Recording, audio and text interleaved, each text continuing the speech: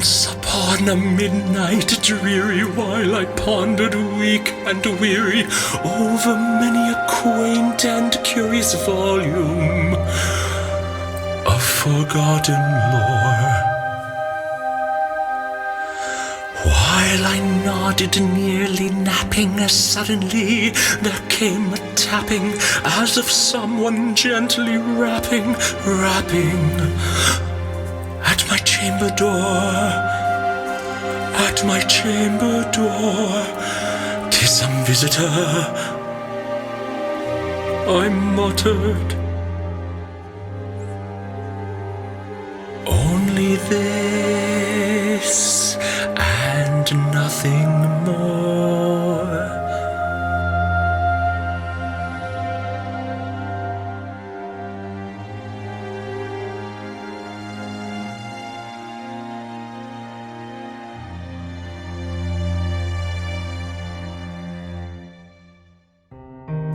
Distinctly I remember, it was in the bleak December, and each separate dying ember wrought its ghost upon the floor.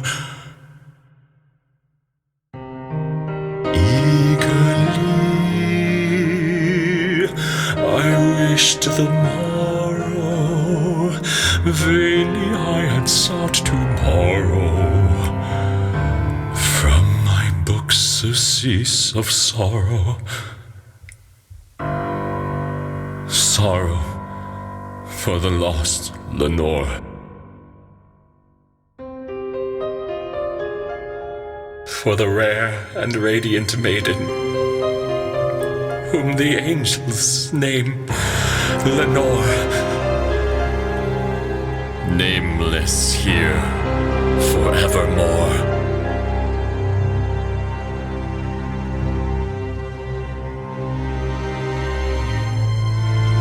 And the silken sad uncertain rustling of each purple curtain thrilled me, filled me with fantastic terrors never felt before, so that now, to still the beating of my heart, I stood repeating, 'tis some visitor, entreating entrance at my chamber door.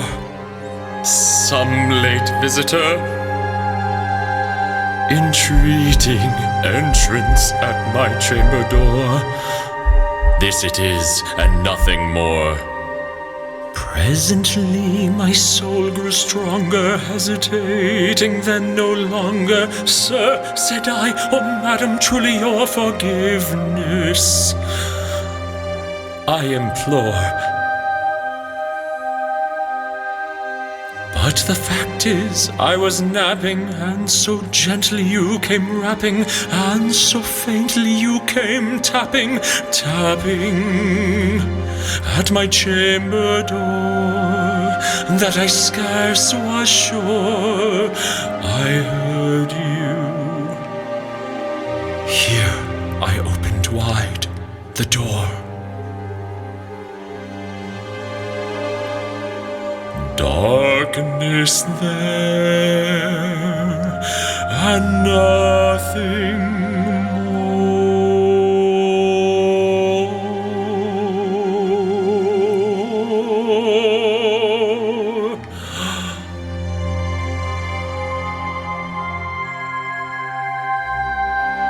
Deep into that darkness peering, long I stood there wondering, fearing and doubting, dreaming dreams no mortal ever dared to dream before. But the silence was unbroken, and the stillness gave no token, and the only word there spoken was the whispered word, Lenore, I whispered, and an echo murmured back the word, Lenore? Merely this, and nothing more. Back into the chamber, turning, all my soul within me burning. Soon again I heard a tapping somewhat louder than before. Surely, said I, surely that is something at my window lattice.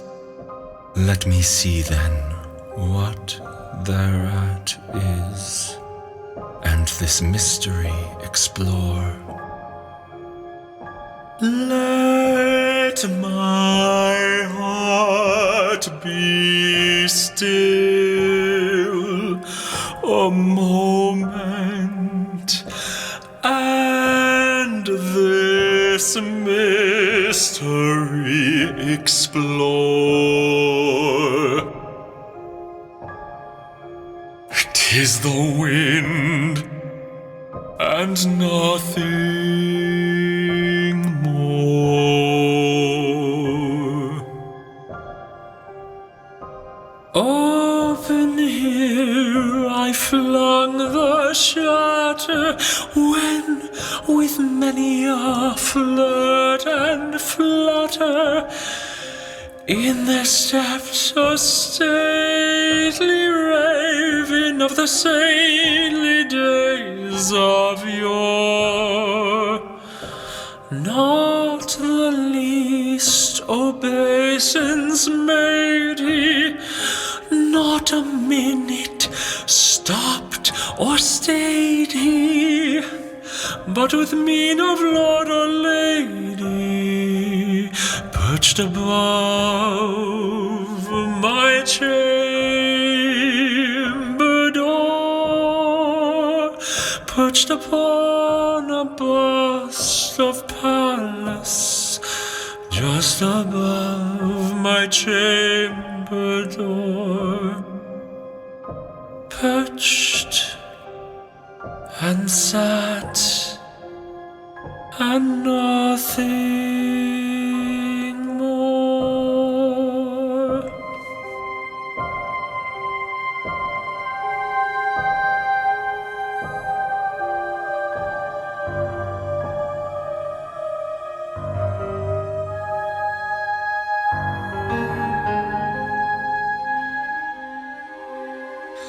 Then this ebony bird, beguiling my sad fancy into smiling by the grave and stern decorum of the countenance it wore. Though thy crest be shorn and shaven, thou, I said, art sure no craven, ghastly, grim, and ancient raven, wandering from the nightly shore, from the nightly shore. Tell me what thy lordly name is on the night's Plutonian shore.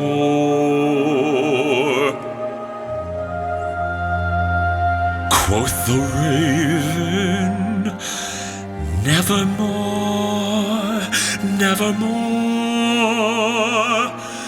nevermore.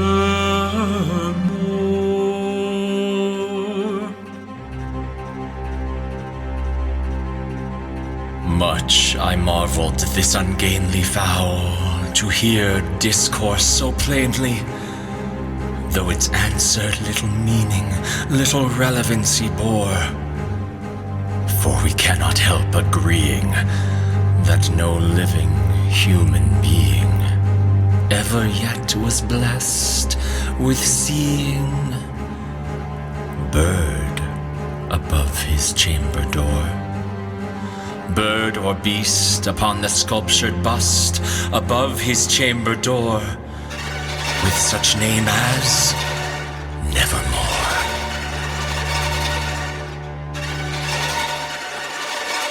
But the raven, sitting lonely on the placid bust, spoke only that one word, as if his soul in that one word he did outpour. Nothing farther than he uttered, not a feather than he fluttered, till I scarcely more than muttered, other friends have flown before. On the morrow he will leave me, as my hopes have flown before. Then the bird said,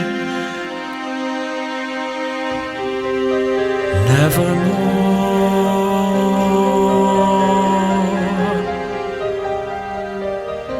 Startled at the stillness broken by replies so aptly spoken, doubtless, said I, what it utters is its only stock and store,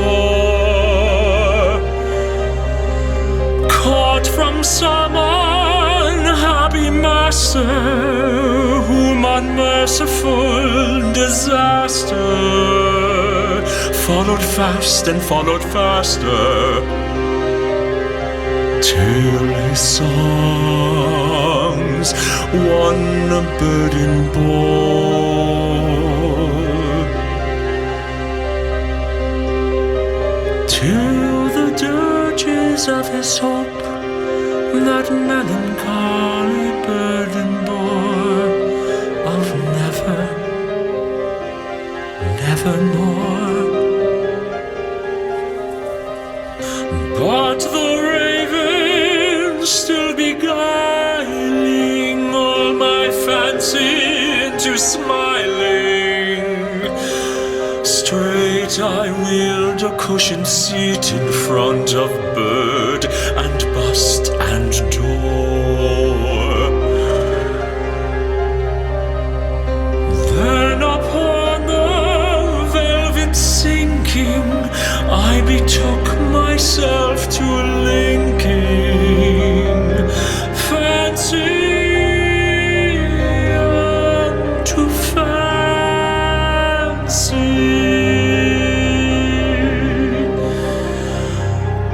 thinking what this ominous bird of yore,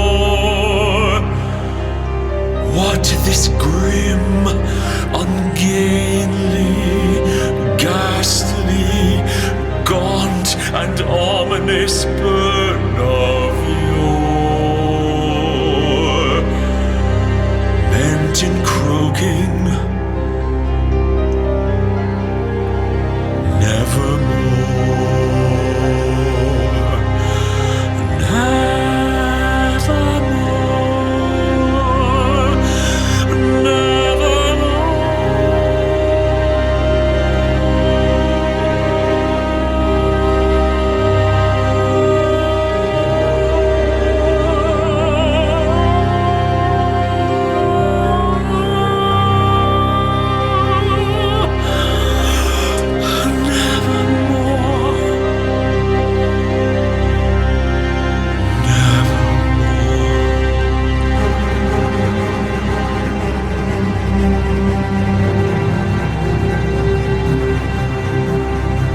I sat engaged in guessing, but no syllable expressing to the fowl whose fiery eyes now burned into my bosom's core. This and more I sat divining, with my head at ease reclining on the cushion's velvet lining that the lamplight gloated o'er, but whose velvet violet lining with the lamplight gloating o'er, she shall press on nevermore.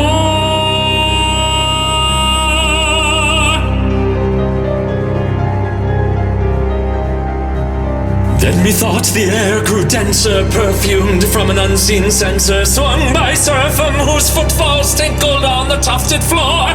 Wretch, I cried, thy God hath lent thee by these angels, he hath sent thee respite, and nepenthe from thy memories of Lenore. Quaff this kind nepenthe, and forget this lost Lenore. Quoth the raven, nevermore.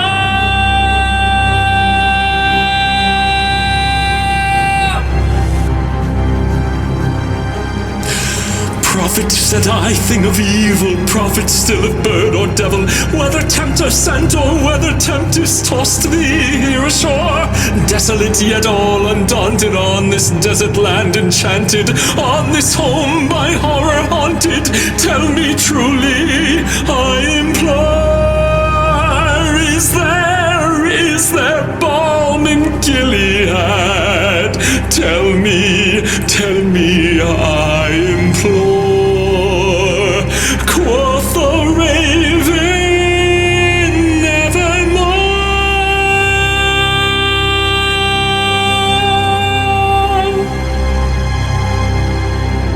Prophet, said I, thing of evil, prophet still, if bird or devil, by that heaven that bends above us, by that God we both adore, tell this soul with sorrow laden, if within the distant Eden it shall clasp a sainted maiden whom the angels name Lenore, clasp a rare and radiant maiden whom the angels name Lenore. Quoth the raven, nevermore.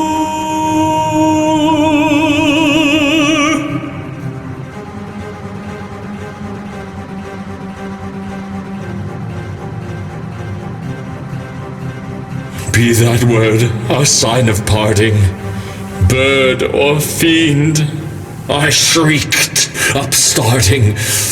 Get thee back into the tempest and the night's Plutonian shore.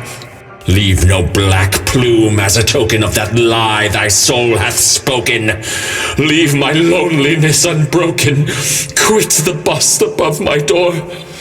Take thy beak from out my heart, and take thy form from off my door.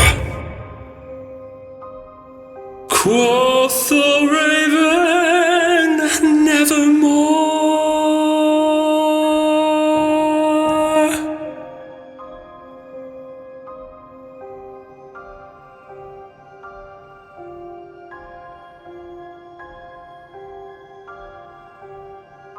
And the raven, never flitting, still is sitting,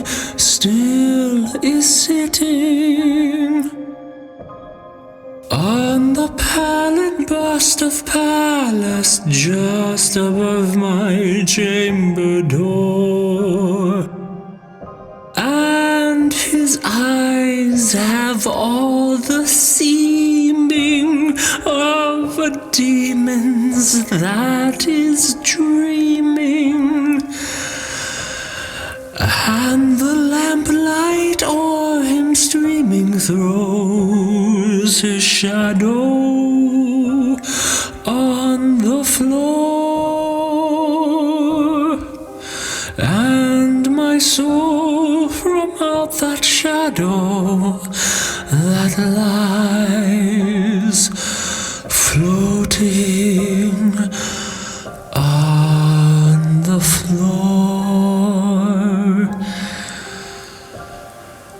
shall be lifted